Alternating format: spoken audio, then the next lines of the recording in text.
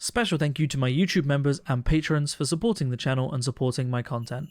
How's it going, everybody, and welcome back to another subreddit video. Today we are going to be having a look at r/wholesome memes, because this is going to be coming out like a week before Christmas or so, and it's December, and I just thought we'd lead up to Christmas with some wholesome videos. So before we begin, I just quickly wanted to mention that I will be live on Thursday. Yeah, I should be live on the Thursday coming up after this video. I'm live every Thursday, and I'll be live on Thursday, probably streaming Baldur's Gate, so go check that out if you want more content from me. It's always a good time. In London, there's a woman who goes every day on the underground and sits on the platform just to listen to the announcement recorded by her husband in 1950. This is wholesome but also sad. Like, the assumption I make from this, now I could be wrong, but the assumption I make from this is that her husband is dead and that she's going there to hear her dead husband's voice, which is sad, but also it is still wholesome but it's sad. If he's alive and she just wants to feel proud of her husband who got to record that voice, that's a different matter, and that's just wholesome. But if not, it's sad. Had lunch with my son at school for his birthday. He can pick 2 kids to sit with him, and one I had never met. I asked him afterwards who he was, and he said, "Oh, I don't really know him, but no one had picked him for birthday lunch before." And just overall, kids are better than we are. That's a very wholesome. The kids are all right. Slight faith restored in children. Yeah, I mean, kids can be like that, but also it's kids that excluded the kid in the first place. It's a very wholesome thing that her son did that, and that's great, and that's very wholesome. Yeah.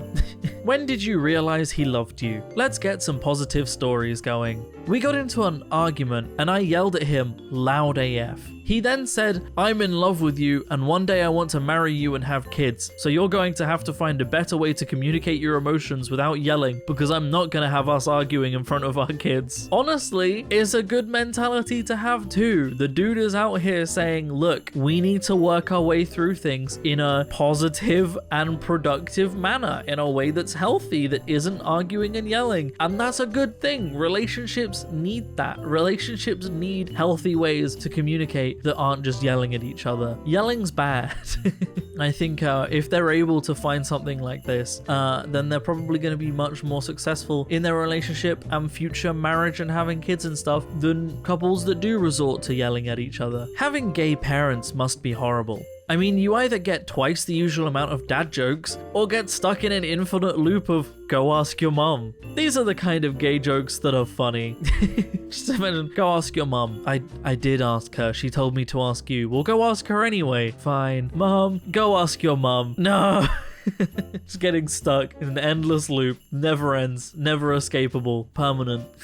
I saved that meme twice, apparently. Good job me. I just liked it that much. My husband and I are surprising our 6-year-old by taking him to Disney for his birthday tomorrow. We've been in the car for 4+ hours, and he still thinks we're on our way home from school. He keeps saying, "Looks like we're almost home." Bless his heart. Update, we arrived to Disney World. He thinks we took a wrong turn and is very concerned about who is going to feed our cat. The innocent wholesomeness of young children. I'm impressed that he was able to sit still in a car for 4 hours, because I couldn't sit still in a car for like half an hour back in the day when I used to have to get driven places by my parents. I found car rides incredibly boring, but maybe that's just me. It took my new cat a while to realize that kissing the top of her head was a gesture of affection, but I think she's finally got it. The downside is that she now thinks the best way to signal that she wants cuddles is to come charging at me and mash the top of her head against my face. It's like a very affectionate punch in the mouth. That's quite wholesome. It's like when a cat biffs you, but like the next level up. Like, interestingly enough, this is also how people in Glasgow show affection. He broke a plate and he's scared of the punishment. No, I broke it. Let him go. The tiny little gentleman, little Haydn, Leo. Look at this tiny little man. You very little. A little girl and her mum were looking at me at the coffee shop this morning, and I heard her mum say, "Go on, it's okay." And the little girl shuffled up to me and said, "Excuse me, please, do you have to put on your tattoos by yourself every day, or does your mum help you?" I am dying. I actually do. I put on all these tattoos that I've got every day. That's a lie. I do put on this every time I record, but actual tattoos, it might surprise some people to know they're permanent.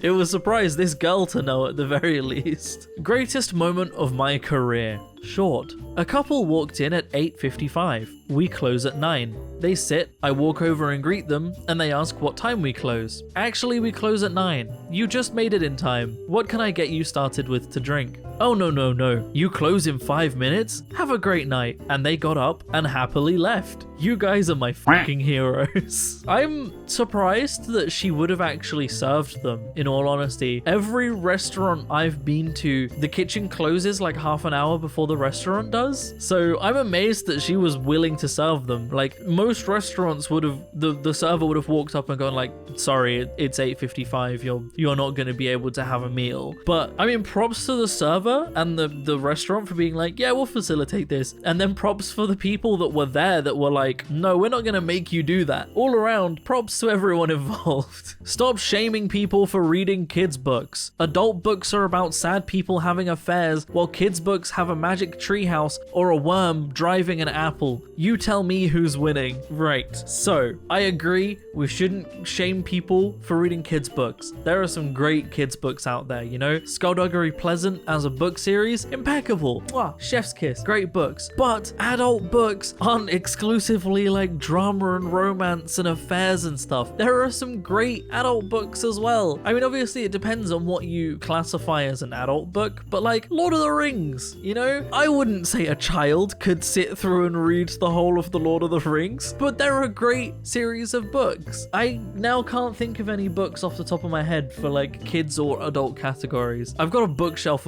behind me. Leo, what books do we have? Oh, The Witcher, adult books. They are great. However, they kind of do have like affairs and sad people in them. They're actually very sad. Heartstopper, what do they, are they adult or kids, or they're teenage books? They're neither category. They don't count. Heartstopper is great though. Very gay. Percy Jackson, kids book, very good book. I'm just naming books now. Oh, D&D Honor Among Thieves. Some of the book spin-offs of that. I read the Druid one. I don't know if you would classify that as a kids book or an adult book, but that's a very good book as well. I don't know. There's good books for both. I do agree we shouldn't shame people for reading kids books, because there are some really good kids books and they're just very fun. But there are good adult books too, you know? If you want that kind of thing, there are adult books that facilitate it. Books are just great in general. The highlight of my day was my teacher bringing his cat to school, and every time he asked the class a question, his cat would meow and he would accept it as an answer. Love it, 10 out of 10. Man, I'm never going to be a teacher because I don't think I could ever be a teacher. I would punch a child. But if I was a teacher, I would be the kind of teacher that would bring my cat to class. Leo, if you ever become a teacher, are you going to bring your cat to class? Leo said yes. I approve of cat. Cat is good. So my parents gifted me a puffy vest. They then revealed that they also own the same one. Now we have a matching family outfit. I just love this. I love that he's happy. I love that his parents are happy. Just everyone involved in this picture is just having a great time. Like, I just love that. They seem like a really wholesome, happy family in general. It's just a very wholesome thing for parents to do. All around, I just love this. I just love it. Bring back my wheelbarrow. Thank you for bringing back my wheelbarrow. This is the only time I think I've ever seen one of these have a good ending. Like, you know, you always see these for things like bikes being stolen or just things being stolen from people's yards, but this is a good ending. Someone stole a wheelbarrow, they brought the wheelbarrow back. Everyone liked that. Tell me a soft memory. My oldest brother is 10 years older than me. When I was in first grade, he took me shopping for new school clothes, which was huge because as the youngest of 6 kids, I lived in hand-me-downs. He brought me a navy blue polka dot dress with a Peter Pan collar and red alphabet buttons. But on picture day, I lost one of the buttons on the playground. I had a total meltdown because my brother spent his own money to make sure I had this new dress and I ruined it. I was a mess, totally inconsolable. My teacher was also the mum of one of my brother's best friends. She told him, and he, my brother, and the entire football team searched the playground after practice for my lost button, which they actually found. My brother sewed the button back on himself in the car, all while trying to explain that he wouldn't have been mad even if I did lose it. It was just a button and a dress. But I did have one of those little red alphabet buttons sewn into my wedding dress. That's wholesome. Obviously, that's the theme of the video. That's a good older brother right there. That is good older brother move. 10 out of 10. Good older brother. Would brother again. A group of women called the 9 Nanas kept a secret for decades that not even their husbands knew. For 30 years, they met at 4 AM and anonymously paid bills and bought clothes for people in need. Each care package came with a homemade pound cake and a note that read, "Somebody loves you." I have no words. I have no words. That's just, I don't know, that's just wonderful. That's just such a lovely thing to do. Just, yeah, that's just like, that's so lovely. That's so nice. Like, more people need to be like the 9 Nanas. I love that. That's just, yeah, more people should do that. They should start an organization and just get loads of people in. They should call it the Infinite Nanas. I don't know. I don't have a good name. But yeah, that's really nice. That's a really nice thing to do. And the final post. Now this is the news I want to see on my timeline. A 3-year-old cancer survivor served as a flower girl in her bone marrow donor's wedding. That's just, again, no words. That's just so wholesome. It's just a little 3-year-old. I mean, it's awful that the 3-year-old had cancer, but her life was saved by this woman donating bone marrow. And this woman wanted that little girl at her wedding. This is like, more news needs to be good news. Obviously, news is mostly bad news because bad news sells, but I feel like we need just like good news segments in all like newspapers. All news broadcasts should just have a like, here's half an hour of good news, you know? Let's have more good news. I think everybody would benefit from that because it is exhausting being inundated with bad news 24/7. So I think more places should have a good news segment, which is why I make these wholesome videos every now and again, because I feel like between all my other videos, we need them. We need a break, and it's Christmas, so we're having that break. And that's where I'm going to end the video, everybody. I hope you have enjoyed. If you want to support me in making more content like this, then I have a Patreon in the description down below, or equally you can click on that join button on the channel to support me. It helps a lot more than you might realize, but by no means should you feel like you have to. I'm going to keep making content regardless. Special thank you to all of my YouTube members and patrons that do support the channel. All of you are incredible, wonderful, amazing people, and it genuinely supports the channel. It genuinely helps keeping everything running. Like, I obviously dropped to 1 video a week recently, but having the support means that I'm able to do that, and I'm able to have 1 day off a week where I don't have to work, and that just helps. That helps a lot. So thank you everybody that makes that possible. Other than that, thank you so much for watching, everybody. I hope you have enjoyed, and as always, I will see you in the next video. Peace out.